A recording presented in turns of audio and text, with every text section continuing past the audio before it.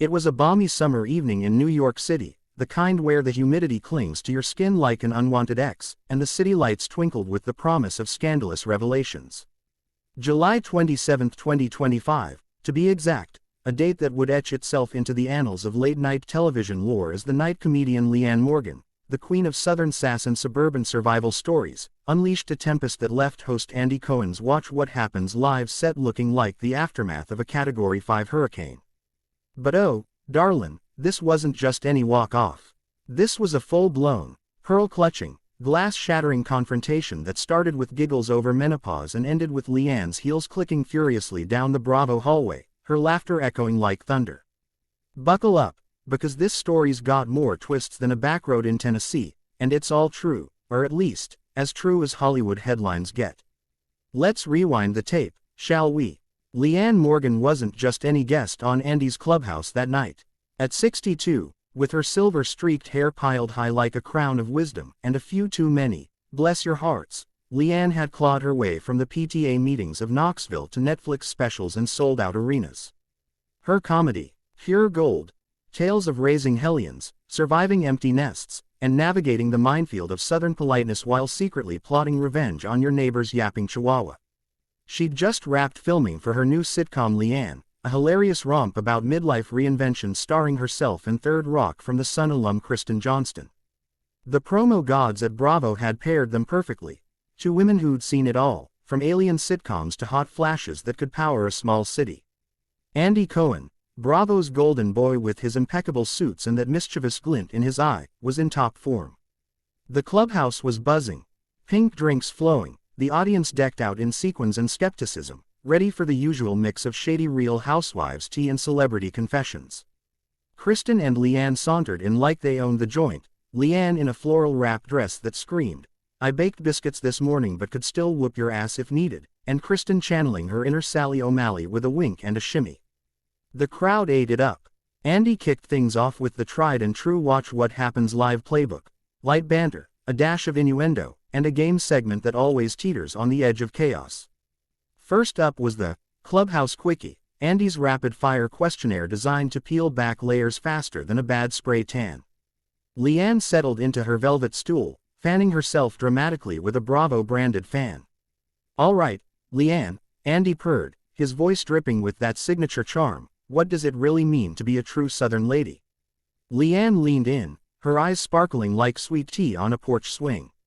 "Honey, it's smiling through the pain, baking a casserole for the funeral of someone you secretly hated, and never, never, airing your dirty laundry unless it's monogrammed." The audience howled. Andy pressed on. "And the comedian who inspired you to hit the stage?" Leanne paused, her drawl thickening like gravy. "Jeff Foxworthy, bless his heart. He made me realize you could turn minivan madness into millions." Then, the zinger. "Most famous name in your phone." Leanne grinned wickedly. "Dolly Parton. Don't ask how. Let's just say it involves a shared hatred for bad perms." Laughter rippled through the studio like a wave at a country concert. Kristen jumped in, regaling tales from the Leanne set, how they'd bonded over glory hole mishaps in a game of What's in the Glory Hole, where Kristen described mystery items through a makeshift partition, and Leanne, sporting oversized Mary Cosby-esque glasses, guessed everything from a vibrator that doubles as a back massager to the remnants of Andy's last bad date. It was gold, pure, unadulterated, side-splitting gold. Andy was loving it, high-fiving the guests, tossing out his classic one-liners about Bravo-briddies who'd make even Satan blush.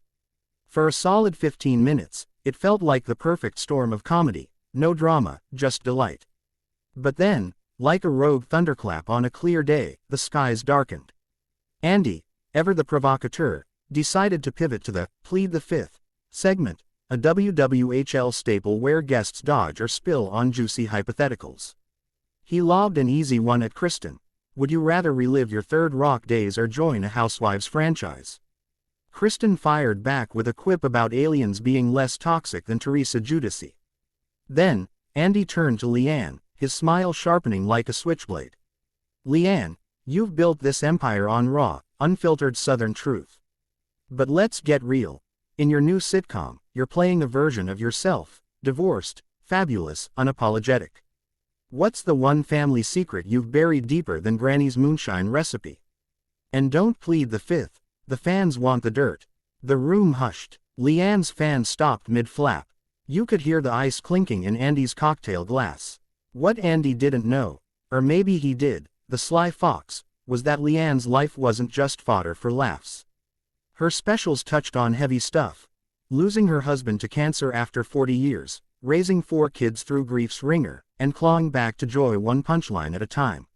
She'd shared snippets before, always wrapped in humor like a barbed wire bow, but this felt like Andy was handing her a shovel and saying, dig up the coffin, sweetheart. For ratings, Leanne's eyes narrowed, that southern steel flashing beneath the sugar. Andy, darlin', she drawled, her voice honey over gravel, I've spilled my guts from Knoxville to Carnegie Hall. My secrets, they're mine, not clickbait for your little pink empire. You want dirt? Go dig in your own backyard, plenty of housewives compost there. The audience gasped, a mix of oohs and nervous titters. Andy, caught off guard but recovering like a pro, chuckled. Come on, Leanne, it's all in fun. Spill or sip, that's the game. But Leanne wasn't playing. Not tonight. The air crackled as she set down her drink. Plink, the sound echoing like a gavel. Fun, honey, fun is laughing at my hot flashes, not probing my heart like it's a Real Housewives reunion. I've buried enough pain to fill the Grand Canyon, and I ain't unearthing it for your amusement or your Nielsen ratings. Andy leaned forward, his producer instincts kicking in, trying to steer the ship. Leanne, I admire your candor, it's why you're here. Let's pivot. Favorite Dolly song for revenge? Too late. The dam broke. Leanne stood, her chair scraping like nails on a chalkboard. Pivot. That's what y'all do best. Pivot from real hurt to rehearsed shade.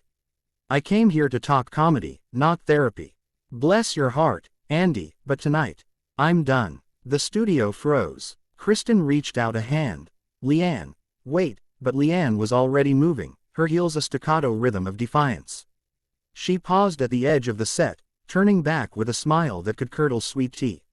Y'all have a good night. And Andy, next time, ask about the biscuits. Not the bones. With that, she stormed off.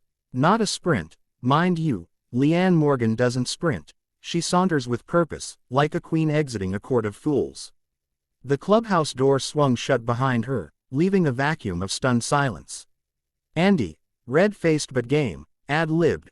Well, folks, that's Southern fire for you. Leanne, if you're watching, call me. We love you. Cut to commercial. The audience erupted in whispers, phones already lighting up with texts. Did that just happen? Backstage, chaos reigned. Bravo interns scrambled like chickens in a fox den, producers barking into headsets.